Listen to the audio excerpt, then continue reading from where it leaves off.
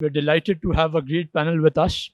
And hopefully, what we'll do is uh, ask the panelists a few questions and try to come up with a solution so that we all can contribute towards the betterment of Pakistan. Tourism is supposed to be a key economic driver for most nations. A country like Pakistan, which is blessed with sea, deserts, mountains, rivers, glaciers, seven climates, and possibly the few nations that has the sea as well as the 28,000 feet heights at the mountains. For some reasons, we have all the potential, but we've always missed on tapping the opportunity. That's the question I'll be putting to the speakers here, the panelists, so that we can get their views. If I start off with Sardar Saab, uh, to get his views, especially from a government perspective, okay, what is the government doing? What is the reason why we are not able to tap into this opportunity? I think to relate to this, there's never been a tourism industry in Pakistan. I don't remember the last time when there was a tourism ministry representing it officially. I mean, unofficially, we all are related to tourism, whether we were talking about a resort, hotels, restaurants, but collectively, we've never said that these are all part of an industry which needs a national policy. That's the past. Moving forward, we've always had wonderful institutions like PTDC, TDCP, working very proactively, but now they're attached with a ministry. And the ministry that we have in the federal capital is IPC. And IPC is establishing a National Tourism Coordination Board because after the 18th Amendment, it became a devolved subject, which again is perfectly fine. Because globally, and the global practice that we've seen with countries like the UAE and the US, is the provinces and the states operate independently with an independent budget, which is what Pakistan was doing as well. It's a tried and tested model. All we have to do now is formalize a national policy and ensure that everybody follows it and implements it, which is exactly what's taking place now. And I'm quite happy to say that there is a 5-year plan in place, a 5-year plan which comprises of investment opportunities from the private sector, from the government sector, as well as the armed forces, because several of the armed forces institutions own a lot of land that is currently sitting idle, and we want to bring it forward and capitalize on that opportunity and convert it into something which is a hotel or a resort. And you're going to see a lot of these things coming forward because we have actually designed a new book for Pakistan, which is going to be launched during this Pakistan Travel Mart. And in that book, we're presenting those 22 to 25 projects which are bankable. And at the same time, we're talking about Pakistan's strengths for tourism as an industry, how we're all working together with the number of airports that are coming up, with the road infrastructure that is coming up, the railway network that is enhancing, the air connectivity that is being enhanced now with the countries that we're working with. So you're going to see a lot of transformation in the next 5 years, and that is going to lead to more job creation, more development, and more contribution to the GDP of Pakistan. Kiran, if I come over to you first, can you talk about the role of World Bank? What is the World Bank doing from a Pakistan perspective to promote tourism here? Ji, Assalamu alaikum. And I'd like to begin by, first of all, congratulating the organizers of this international forum. And I was speaking to Ali Hamdani and Adiba. I think this was the best decision to still go ahead with a platform like this and retain the credibility of the country as being able to still host not just the tourists, but international events like these. So well done. Very happy to see the exhibits. I'm honored to be at this panel and just wanted to very briefly mention what the World Bank is doing in the country, as most of you already know. So we find tourism as one of the big 5 sectors in the new World Bank strategy globally for job creation and for mobilizing private sector investments. And a reflection of that is through our investment project financing in the ongoing KP project in the province. It's called Kite Project. Again, a lot of you are familiar with it. So 2 or 3 big achievements that I wanted to mention through that 100 million investment financing that the bank has brought in. One is that we have mobilized the feasibilities for the integrated tourism zones, 4 of those, and of these 4, the investments are already now committed for the Thandiani, and this is private capital. So we are hoping that the government will materialize around $42 million in investments. Then the previously managed properties, tourism properties that were with the Pakistan Tourism Development Corporation, They were evaluated and assessed, and the evaluation was handed over to the government of KP. And then PTDC actually took a very nice step of handing over the properties to the respective provinces, including in KP. And now, out of those properties in KP, 17 are being managed privately by the hospitality groups. So previously, they were sitting idle, and the asset was deteriorating, prime locations, but now they have been put to use as they should have been from the very first day. And thirdly, the project has provided a lot of I would think value addition to the province of KP by bringing an angle of resilience and disaster management at the tourist sites. So the 1122 rescue stations have been established at 5 sites. These are makeshift offices and tourist contact points for medical and disaster related emergency. And they're already functioning, well equipped with ambulances, diving equipment, and trained 1122 staff. And there is a 24/7 helpline for tourists, 1422, which provides information to tourists in 4 languages. And that's been entertaining a lot of tourist queries around traffic, weather, road conditions, and other sort of alerts. So I encourage all of you to actually, that before you travel to KP, reach out to that number 1422 from your mobile, and you should be able to get the information that you're looking for from on these destinations. So this is an overview of what we are engaged in. Thank you. Hello. Ismail Sab, first tell us a little bit about what Greece does in Pakistan. So, hello everyone. My name is Ismail Khatak, and I'm representing Grace Hospitality as the CEO of Grace Hospitality. And I would like to introduce what Grace Hospitality is today. Thank you. I would firstly thank you, the stakeholders of this event, for initiating such a great event where we will be promoting Pakistan and its cultures and tradition, and the hotels and the food and everything on a global stage. So basically, Grace Hospitality is one of the largest. It's becoming one of the largest hospitality networks of Pakistan. This is our vision. In the next 10 years, we are foreseeing 50 hotels across small cities, big cities. Currently, we are operating 7 to 8 hotels across Pakistan. A few of them are franchised hotels.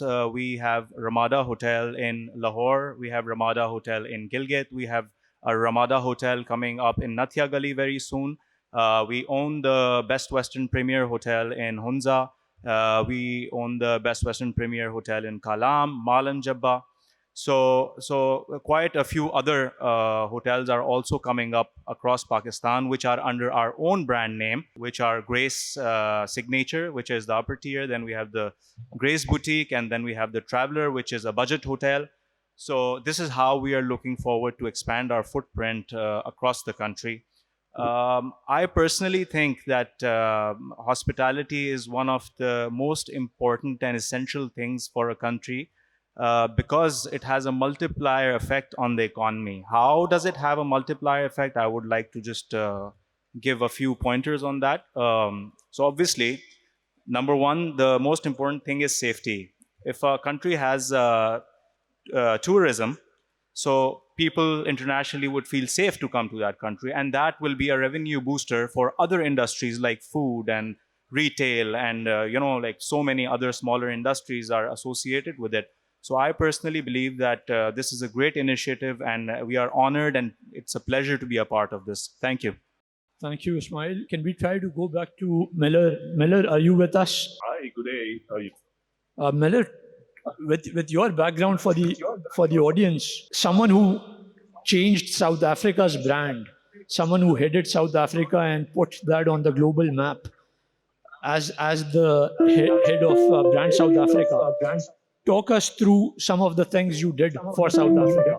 We really had to work through the fundamentals because, any destination that seeks to attract investors or tourists needs to look at two issues, which is the context and the fundamental, as well as the tourism, issues, specific issues relating to tourism. So in our case, we really focused on looking at policies. We looked at institutions and built those in order to make sure that we build a strong brand. As you are aware, the brand of any country revolves around a few issues. One is around its investment profile, its trade profile, immigration, and as well as the issues such as culture and heritage. So some of these were already given. So we had to work on building others, putting in place the right policies. Because for us, building a strong brand for investment as tourism is not about PR or just marketing. It's about really what you do. So you've got to put the policies in place, put smart regulations in place, and then communicate it, because that's what investors or even travelers want to see. There are obviously areas of challenge we always lag behind it is, and in those instances, it is important to show that the country is addressing them. People will understand that your country will not be without challenges, but what is important is to demonstrate that those challenges are being addressed and to communicate that. Thank you, Miller. We'll come back to you to talk a little bit further about the challenges. On the panel, we also have Tanveer Saab with us representing Sialkot Airport. So if I can come over to Tanveer Saab, talk us through, to tell the audience a little bit about the positioning of Sialkot Airport, how the idea was conceived, and what's the positioning today. What does Sialkot Airport offer in terms of tourism? Thank you very much. Assalamu alaikum and good afternoon, Jim. First of all, I would also like to thank the management, the CEO, PTM, for this arranging this such a wonderful, travel mart for us and giving us a practical manifestation of the things that people could interact and promote tourism in the real sense.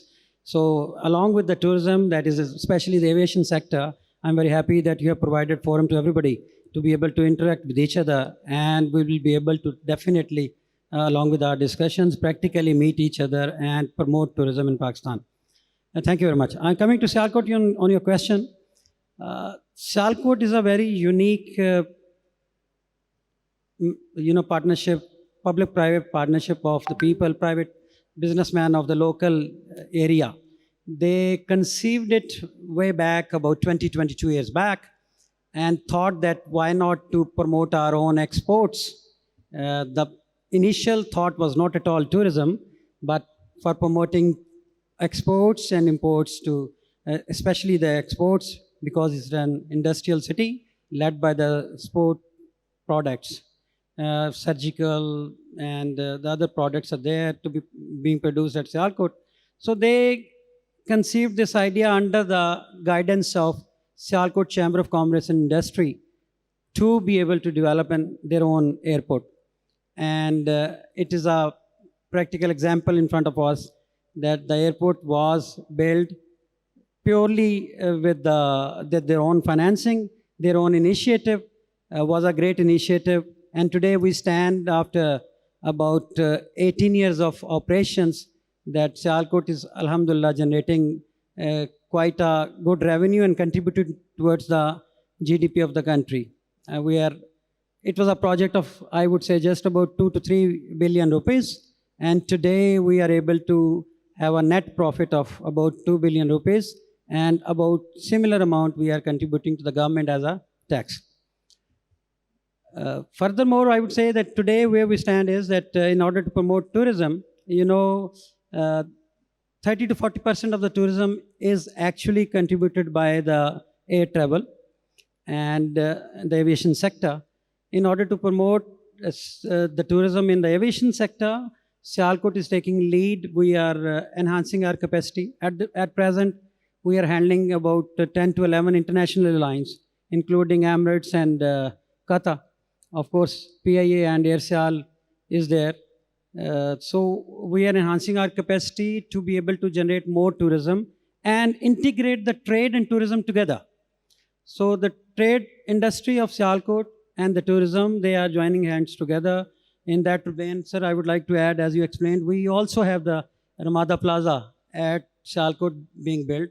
And by end of next about 3-4 months, we will have Ramada Plaza operational at Sialkot International Airport itself. So this brings me to conclude that in case we take bold initiatives like Sialkot has done, probably we can contribute more towards the national GDP, and of course the tourism itself. The second venture they have done is with the lead of Sialkot Airport, Sialkot International Airport को देखते हुए ही AirSial has also made by the same group. So many of the stakeholders, they are common. And today we are very proud to say that along with owning a airport, we do own an airline also. And the third venture, which is in the progress, in under consideration, not only consideration, but it has started to work, is the Sialkot Medical Complex. So these are the ventures which Sialkot community is thinking and developing to be able to attract more investment and of course promote tourism in Pakistan. Thank you. Thank you, Tanveer Saab. Sardar Saab, over for our next question. With this Middle East war going on, or with this situation in the Middle East, what are the opportunities for Pakistan from a government perspective? And then I'll also come on to you, Kiran, to talk a little bit about what are your thoughts on that. I think the audience that is sitting in this room, and this is something I would like to request to you and request to all the people that will be listening and getting this information through you, most of you, and through the media as well. There's always so much that any government can do in terms of marketing for their country. The masses are the population, the citizens of that country. And it is an obligation upon us to ensure that we share the positivity of this country. Pakistan has not been recognized as a travel destination, whether it's now or the past. But we're not talking about the past, we're talking about the future. Considering what's happening in the Middle East, I can assure you for the next 1 year, it's going to take time to reestablish that trust and confidence in that region. People are really shaken. I was there in Dubai when this conflict started. I could see the panic on everyone's face, how quickly people walked away because that was not their home. Whereas we've seen conflicts, we've been through conflicts, no one has ever left Pakistan. The show has always continued, life has continued, despite what has happened, in any way or form, whether it's floods, whether it's riots, whether it's protests, whether it's earthquakes. We've seen the worst, COVID, and yet life continues because we're a resilient nation, a resilient economy, and being an insulated economy works in our favor as well. Now, as far as the government is concerned, we're trying to establish, a framework in which we can get more investment in Pakistan for tourism. We're pitching a lot of projects across Pakistan. That's one aspect of it. But then we have brothers like Ismail who are doing a lot of projects on their own. And we have many people in this audience and in this Pakistan Travel Mart event that are doing several resorts, several hotels across Pakistan. So you're going to be seeing thousands of rooms coming into the market. But we need to fill those rooms. And how are we going to fill those rooms? By encouraging overseas Pakistanis to visit Pakistan as opposed to visiting Saudi Arabia or Qatar or Oman or Dubai or any other part of the world. Why not Pakistan? And that is the simple question I put to all of you guys. Why not Pakistan? Pakistan is inexpensive. We have rooms that are a fraction of the cost in our hotels than these people will be paying for the other parts of the world, like London or Paris. And the food cost is much lower. The diversity, like we said yesterday, it's raining even today. It's sunny in Karachi, it's raining in Islamabad. You get this beautiful contrast of the weather. You get amazing hospitality. What else could you ask for? And security. That misconception, as I've said clearly, has to be eliminated. I mean, we're doing this huge event and we have thousands of people coming here. Any issues, guys? Security? We did Basant, one of the largest events ever organized. Any issues?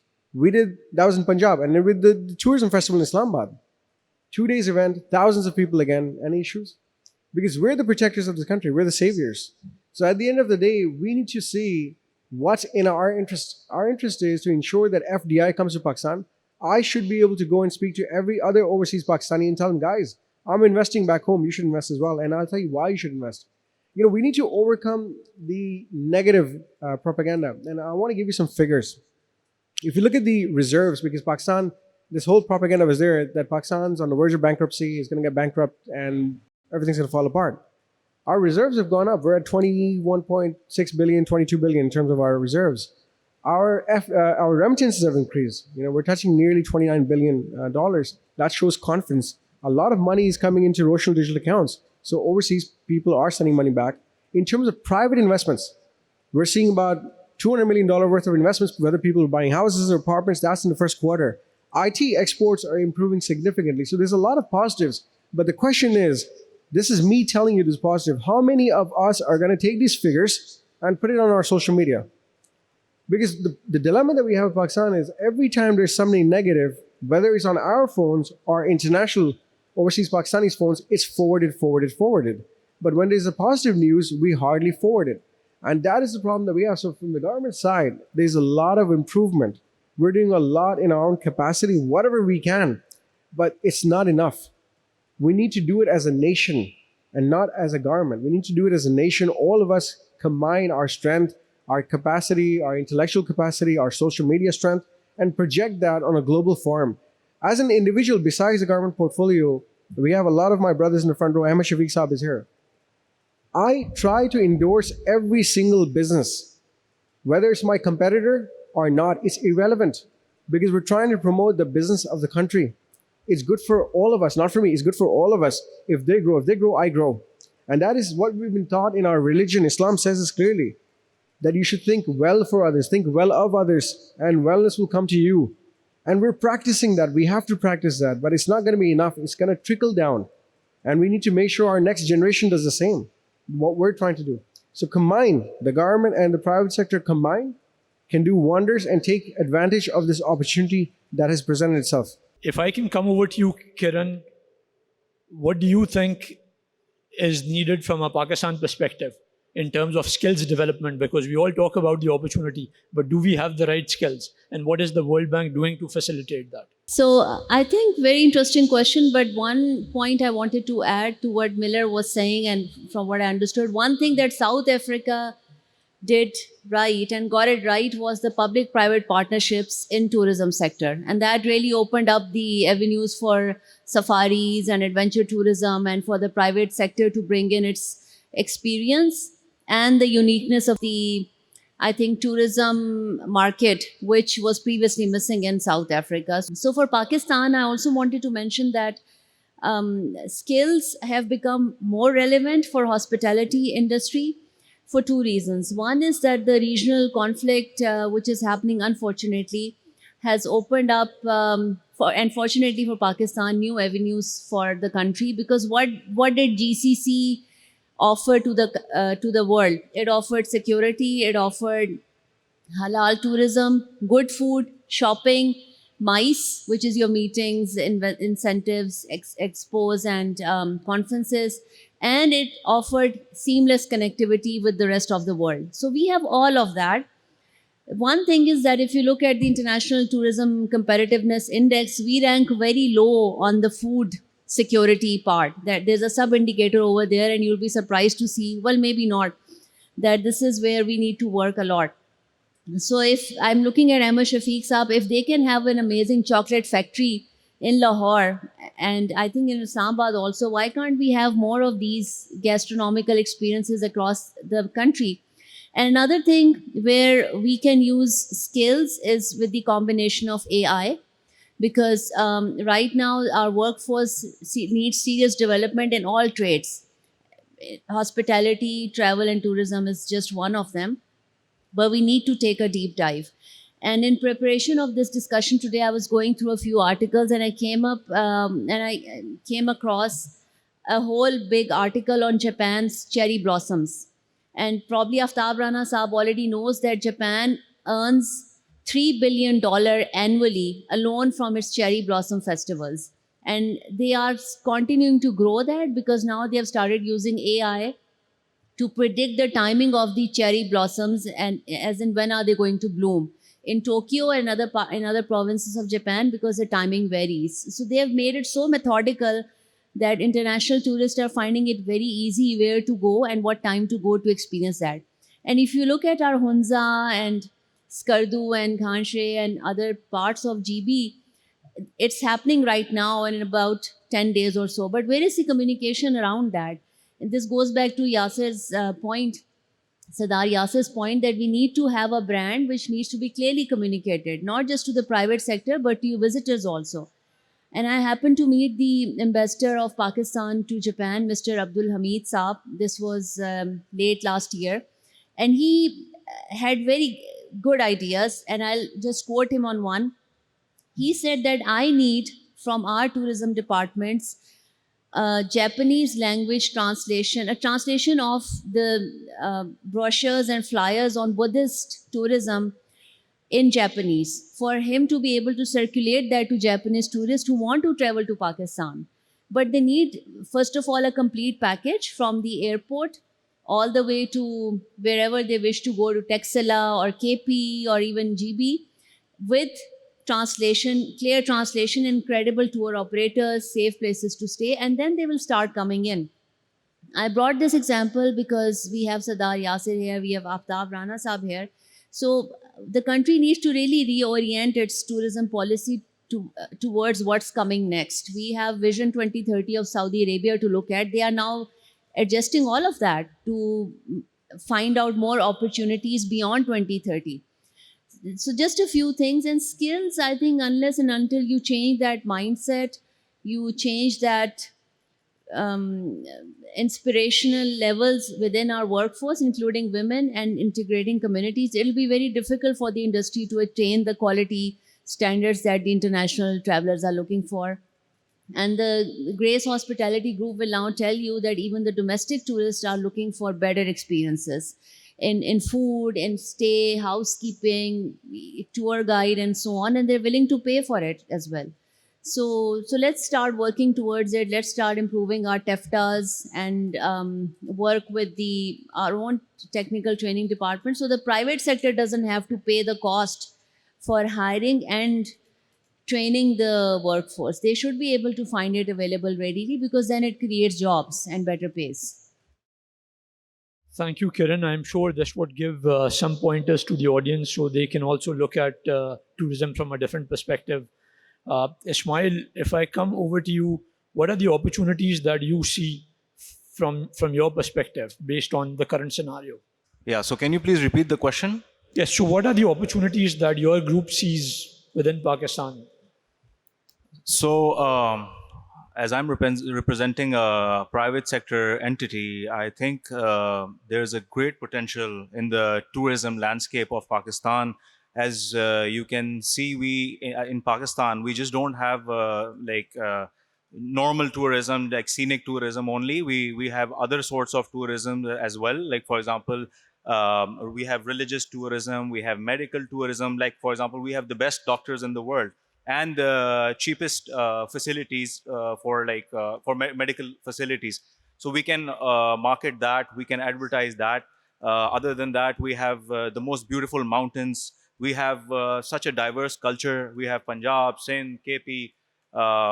Every other province has its own culture. We should promote all these things and showcase them on an international stage and show it to the people abroad that we have all these things. The most important thing, what I think, is that a foreigner would only come, or foreign people would only come and travel to Pakistan if there's safety. So if you're going to give them a secure environment, good accommodation, international standards, that's only when people are going to, the influx of people in Pakistan is going to increase. So we, as a private company, a private entity, we are working a lot on providing the international standards and doing all our trainings to, sort of uplift the guest experiences and give an international experience to the people coming in. So, but there's one thing that I would like to mention, is that government needs to have a very important role in promoting the tourism landscape, the hospitality of the country. If you look at Dubai, or if you look at Turkey, I don't know how many have you have actually visited the Instagram pages of Visit Dubai or Visit Turkey or Visit Saudi, and how they're promoting their country, how they've hired the celebrities, and how they've made the whole ad campaigns around their country and showed people that it's safe, it has the best infrastructure, and whatever a foreign traveler would want, or anybody would want in a country. So this is something that I think is lacking in Pakistan, where the government is doing nothing to promote and advertise the country. We can, for example, I mentioned initially that we have religious tourism. The Sikhs are coming in. to Lahore for their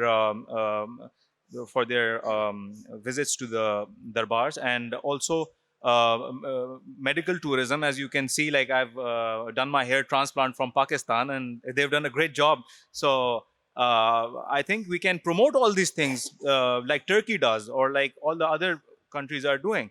So this is just like a few of the points that I wanted to mention in this podium, and I think are crucial uh, to tell to the world that, you know, these things, not the world, actually the government, that they should be doing for the betterment of Pakistan. Tanveer Saab, if I can bring you in, what we see globally is regional airports doing quite well.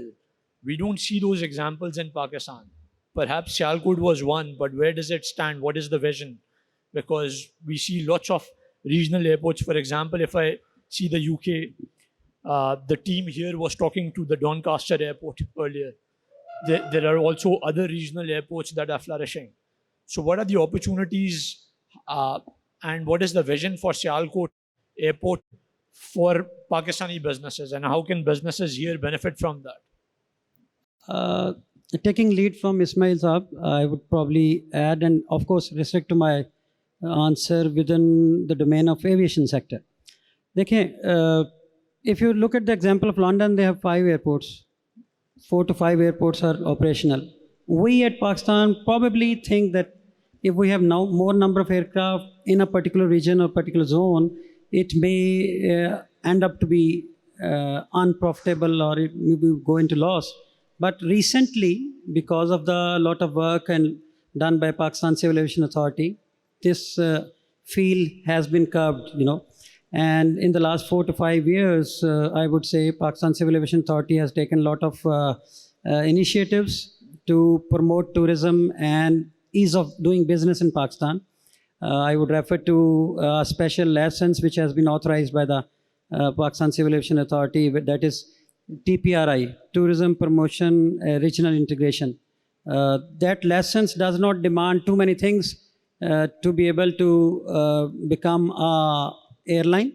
At the same time, we do hear that few more airports, private airports are coming up.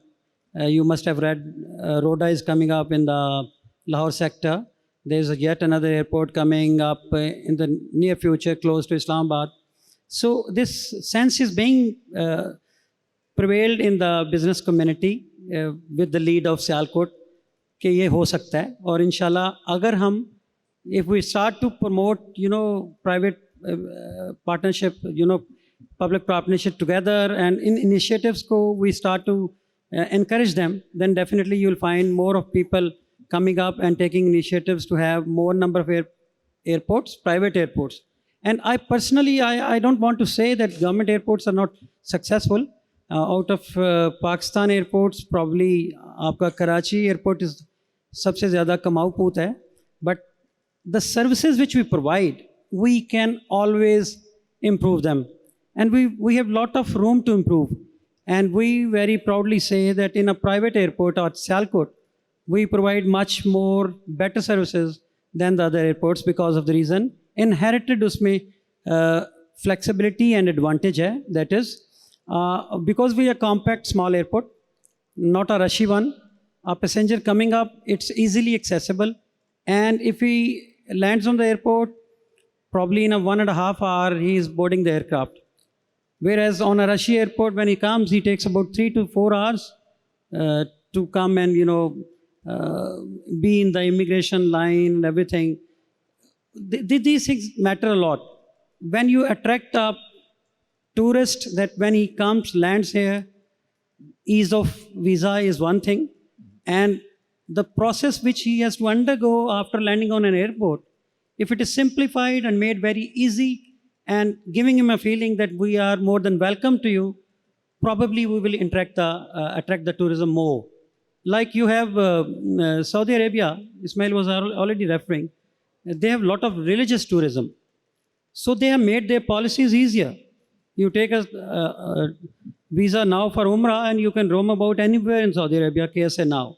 So similarly, we need to probably think on these policies and make them relaxed. Although we do have peculiar security environments in our country, but still I think we can think and debate on that and probably ease out our policies which should attract investment and at the same time tourism also in our country. And the six was another example. They come in for the tourism in Pakistan.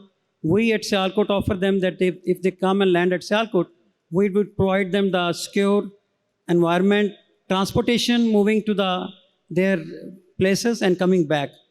ठीक है जी, हम ये वाली provide कर रहे हैं और उन्हें ऑफर कर रहे हैं ये चीज़ें.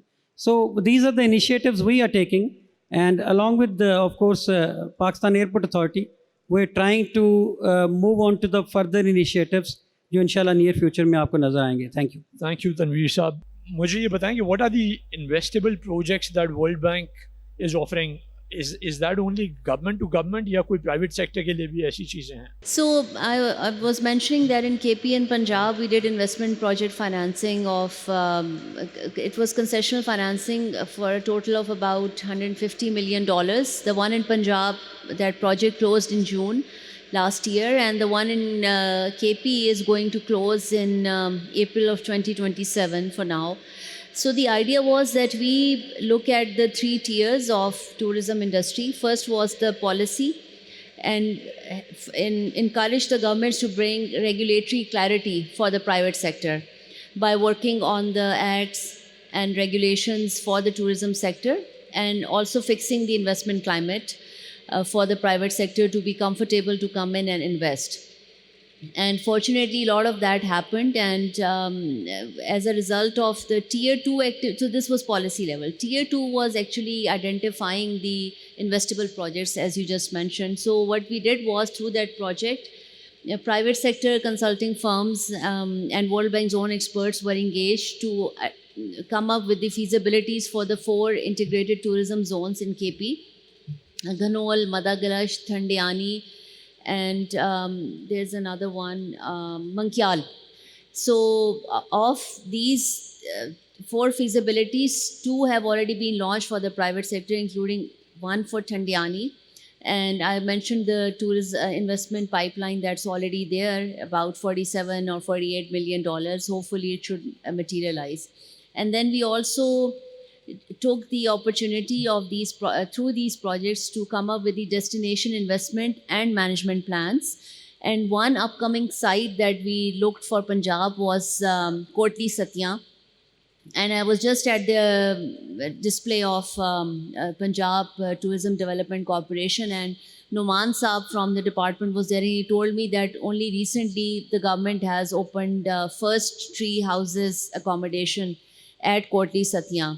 So eventually that will mean more private sector, like private sector will start investing in that area as well. So the idea of the World Bank is not to step into the role of the private sector. The idea is that our investments unlock the issues for the private sector and bring regulatory clarity and identify opportunities for them to invest. So if we invested $120 million through these 2 projects, $150 million, at least $400 million or even $1 billion should eventually come to the tourism sector because of the opportunities that we have identified.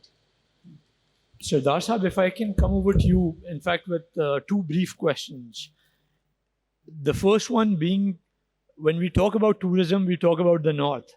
Pakistan as a country has over 1,000 kilometers of coastline that is untapped. What is the government doing, or why have we not able to tap into that? Number one.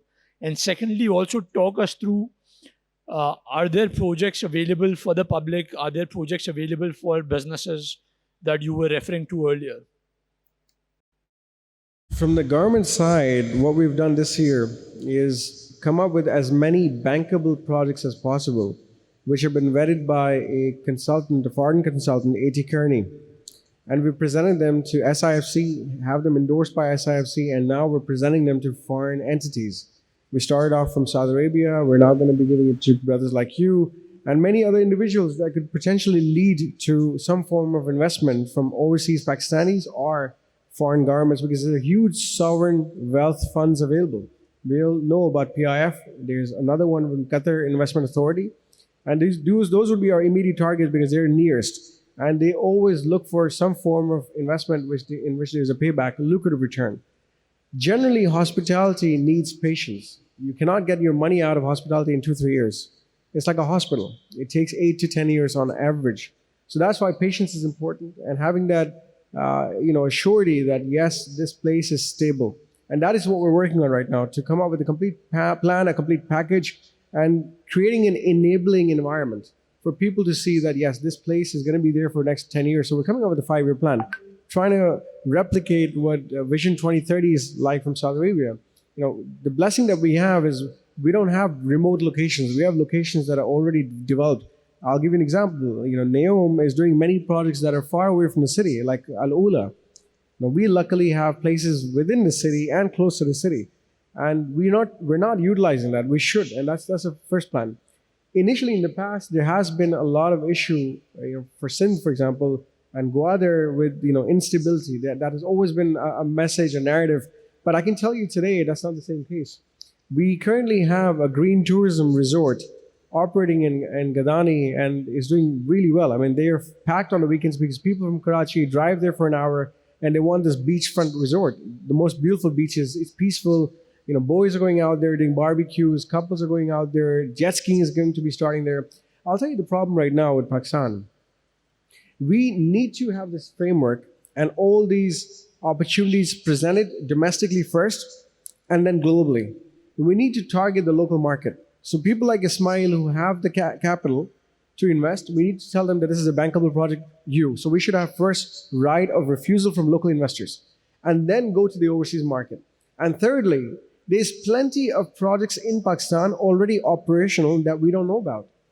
I'll give an example. I spoke to many people here from the aviation side, and there's 1 or 2 companies that are already using aircraft services, charter services in Islamabad, but majority of the people at Pakistan Travel Mart did not know about it because that company has not done enough marketing. And that's where we come in. So we're a bridge. We're trying to formalize that connection with the right person, from service to the end user to the client.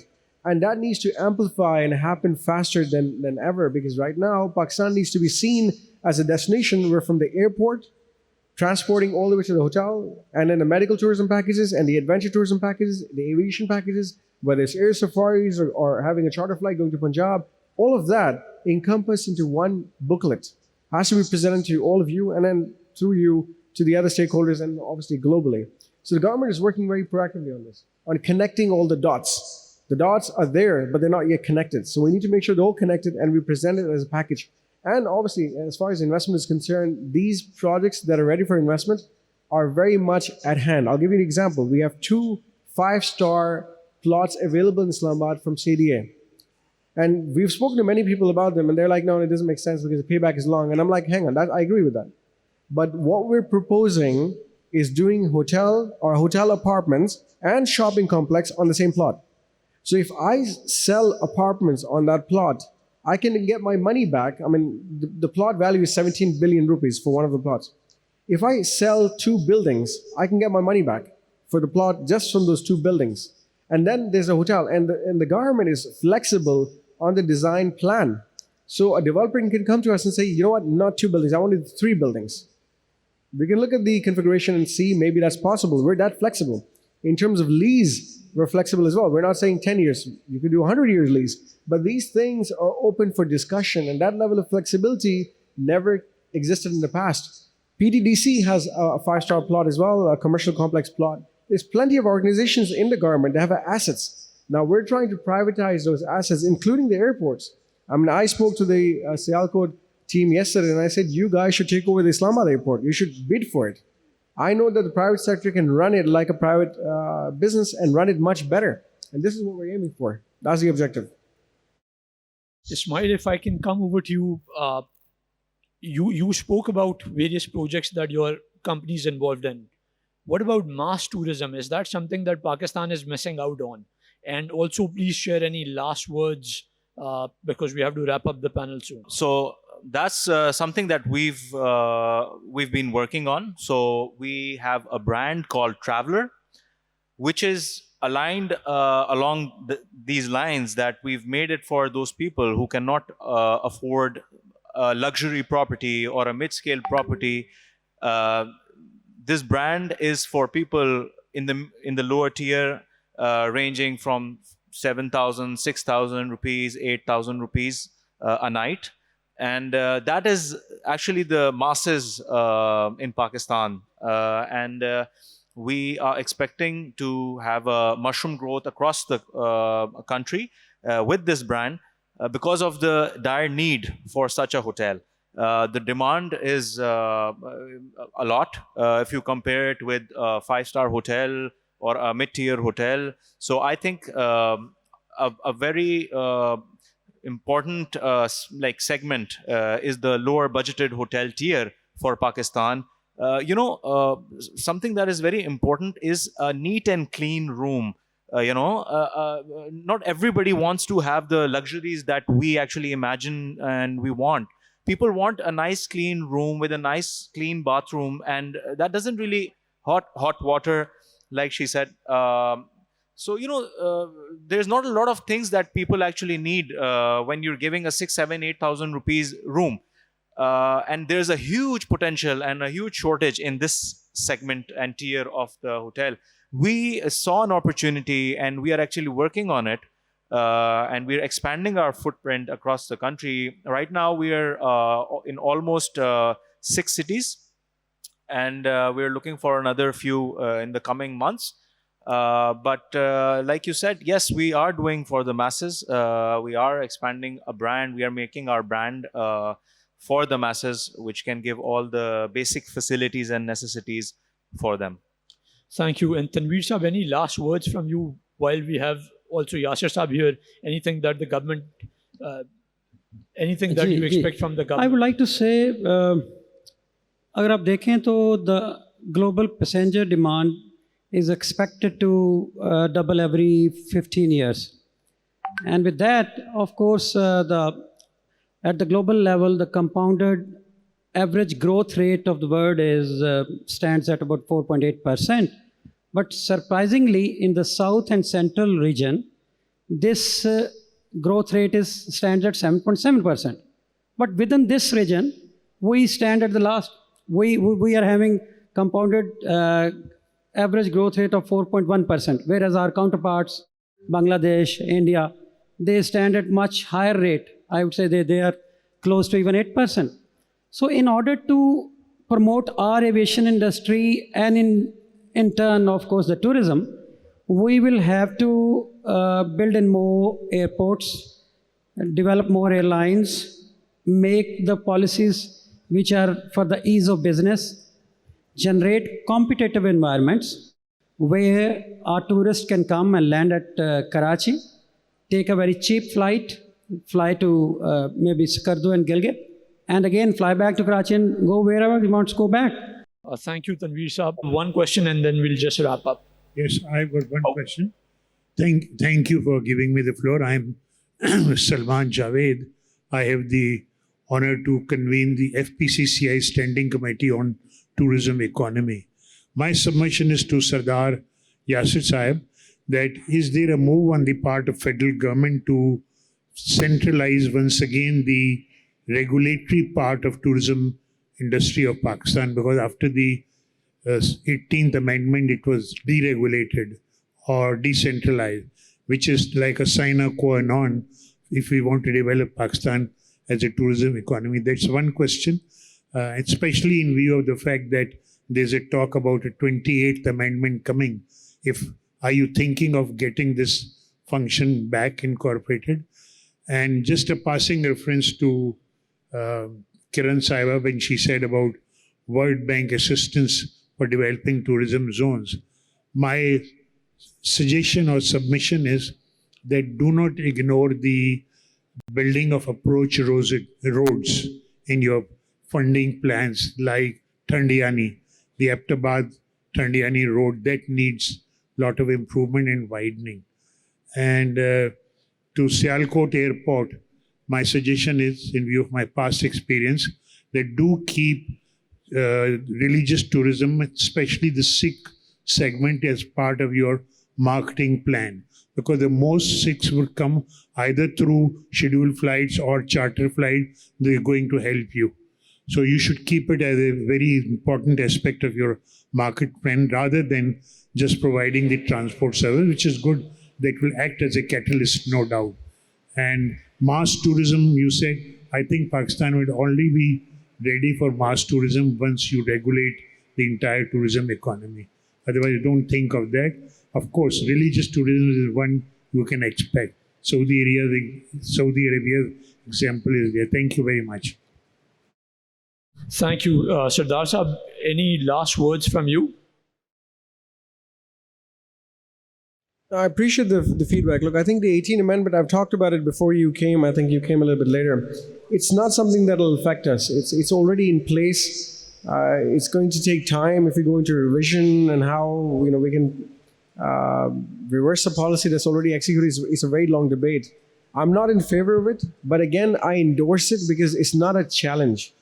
It's an opportunity for us to move forward and see how we can still work together, because at the end of the day, we're still one nation working with a common cause. If we talk about promotion of tourism, it's not a true promotion in Azad Kashmir or GB, it's promotion of tourism across the whole of Pakistan. So establishment of the National Tourism Coordination Board will serve that purpose of ensuring that all the provincial tourism secretaries and ministers are part of that forum, and we all work in a conclusive manner on a unified policy. And that's already taking place. I mean, when we talked about all the events, we talk about these events together. PTM is a perfect example. Pakistan Travel Mart was discussed with all the provinces, and you've seen representation of everyone despite the austerity measures. Because we went out of the way and we said, guys, we'll sponsor you. If that's what it takes, we'll go out of the way. So we're not going to let this amendment get in the way of progress. The other thing I want to quickly conclude on is promotion. And I'll tell you why I'm saying this. I don't travel much on local airlines because I don't travel domestically much anyway. I mean, I'm primarily based in Wafaq and Punjab. I don't come to Karachi often. But in the past few months, I've come to Karachi for tourism, not for any personal business. And I felt so much pride traveling on Air Sial and Fly Jinnah. I haven't flown on Air Blue or PIE, so I can't comment. But those two airlines I flew on blew me away with the quality of aircraft and the quality of service and the human resource that they had. Both airlines, I had different experiences. And I can share them with you people. I want you to share them, because what's interesting for me is when I went online to read about people's feedback, I always get my perspectives from online, other people's reviews. There were hardly any comments or reviews I could pick up from. Subsequently, ChatGPT said to me that they're equally safe, equally good maintenance. I shouldn't have to ask ChatGPT. These remarks, I'll be happy to go and write my own analysis and own summary, and I'm sure people will listen to me. But I've just come into this debate, and what about all of those that are sitting in this audience, all the travel and tour operators that are here? It is your obligation to write negative reviews where necessary, but write positive reviews for people like me, so I can at least go and see what my country has to offer. Imagine how many people there are like me that travel domestically but don't know which airline to use and how to get the booking across. तो ये हम सबका फर्ज है कि पाकिस्तान के बारे में, पाकिस्तान की जो अच्छाई है वो फैलाएं, बुराई अगर relevant है, constructive feedback, not तनकीद बुराई तनकीद, constructive feedback, constructive criticism. But spread the positivity so that foreigners that are coming in, overseas Pakistanis that are coming in, would be happy to fly on those airlines that our Pakistanis have built with their own money for us. On the point that you flagged about Thandiani Road, so you'd be happy to know that we actually, through the KP project, have invested in 24-kilometer widening of that Thandiani Road that leads to the ITC. And the completion time that the contractor has agreed with the government of KP is December of 2026, and the road should open. It's almost 45% completed, and the remaining should be done by December of 2026. Thank you.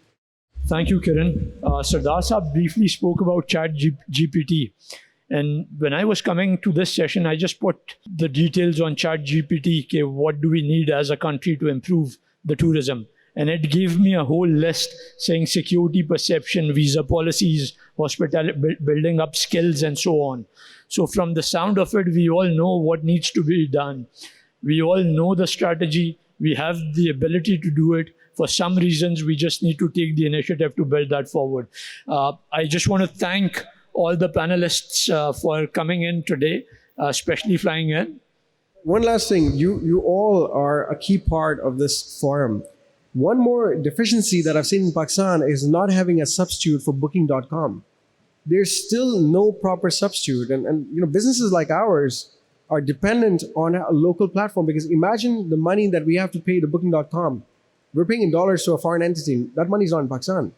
And we're having many forms. There's plenty of websites that are being developed, but till now, I've not seen a solid platform where I can actually say that my business is listed and I'm going to be getting a lot of business from that local entity. And these are the sort of things that we have to work on to enhance tourism and grow tourism within Pakistan and make sure that money stays in Pakistan. So thank you to all the panelists. And if I can request the organizers to connect with Miller separately so that we can consolidate all the remarks. Apologies, we are running out of time, so we'll be able to take the questions later on. Thank you so much.